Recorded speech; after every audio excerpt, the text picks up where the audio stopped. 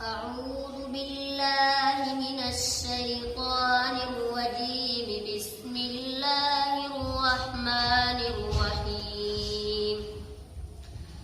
ولقد مننا على موسى وهارون ونجيناهما وقومهما من الكرب العظيم ونصرناهم فكانوا هم الغالبين وآتيناهما الكتاب المستبين وهديناهما الصراط المستقيم وتركنا عليهما في الآخرين.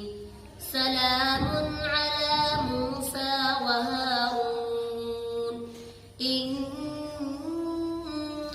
كذلك نجزي المحسنين إنهما من عبادنا المؤمنين وإن إلياس لمن المرسلين إذ قال لقومه ألا تتقون أتدعون بعلا وتذرون أحسن الخالقين الله ربكم ورب آبائكم الأولين فكذبوا فإنهم لمحضرون إلا عباد الله المخلصين وتركنا عليه في الآخرين.